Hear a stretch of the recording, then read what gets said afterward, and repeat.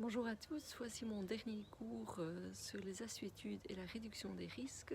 Donc j'ai posté mon PowerPoint sur votre Moodle. Je vous invite à le regarder et à regarder les différents liens que je propose.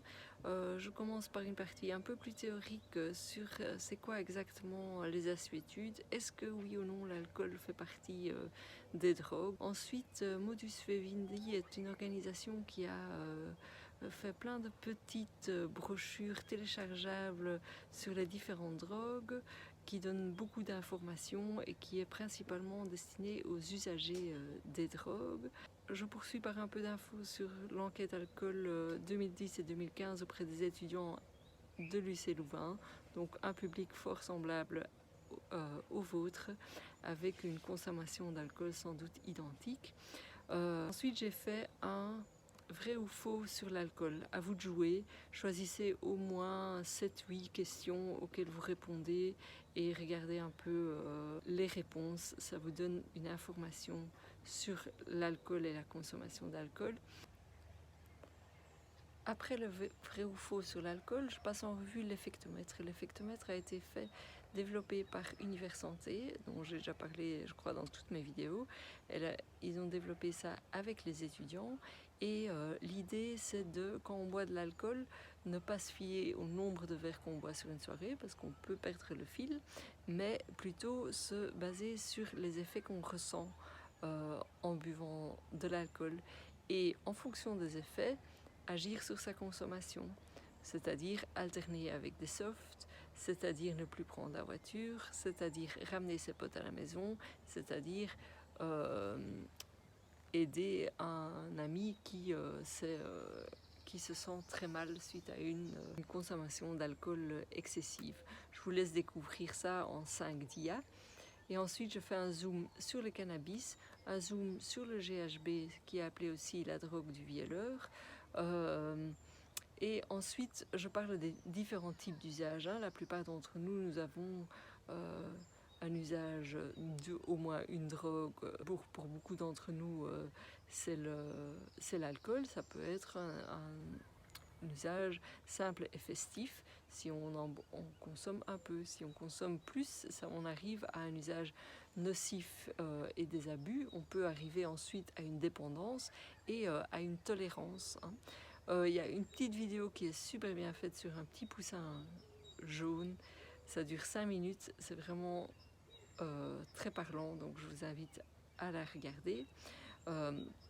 Ensuite, il y a je crois que c'est ça la dia que je préfère, c'est le triangle personne, produit, contexte, c'est-à-dire regardez-la attentivement, c'est-à-dire que quand on consomme, il n'y a pas que le produit qui interagit, il y a aussi qui agit. Il y a aussi la personne qu'on est. Est-ce qu'on est seul? Est-ce qu'on est un homme? Est-ce qu'on est une femme? Est-ce qu'on se sent bien? Est-ce qu'on on se sent mentalement pas en super forme aujourd'hui? Et il y a le contexte dans lequel on consomme. Est-ce qu'on consomme en groupe ou est-ce qu'on consomme seul? Est-ce qu'on enfreint les règles ou est-ce qu'on on consomme une drogue légale? Tout ça rentre en compte et les trois ensemble vont faire en sorte qu'une drogue a un certain effet et pas un autre. Et c'est toujours ces trois éléments qu'il faut prendre en compte lorsqu'on parle d'une consommation d'alcool. Alors, quelles sont les motivations à boire? Ça, il y a une petite vidéo qui parle de rats en cage et rats dans une plaine de jeu que je vous invite à regarder pour expliquer ce concept-là.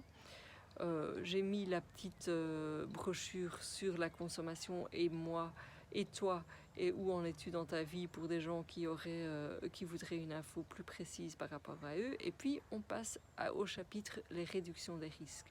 Réduction des risques consiste à interagir avec les usagers de drogue, quel que soit le type de produit et l'usage, dans l'objectif de réduire les risques.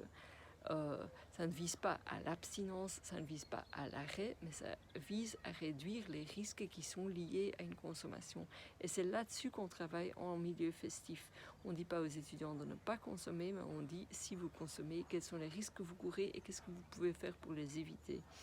Voilà, il y a quelques dias sur les risques, il y a la brochure sur une overdose et qu'est-ce que je dois faire quand je constate que quelqu'un a une overdose.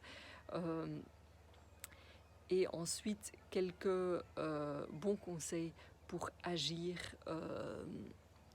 en milieu festif, quelques exemples concrets.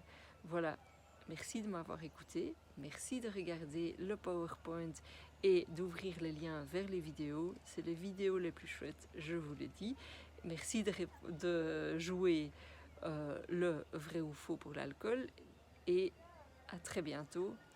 Je suis curieuse de lire vos travaux d'évaluation. Il s'agit vraiment juste d'écrire une petite page sur un des sujets qu'on a abordé dans le cours, de me dire pourquoi ce sujet vous intéresse, qu'est-ce que vous avez appris dans le cours que je vous ai donné et d'apporter un nouvel élément sur le sujet.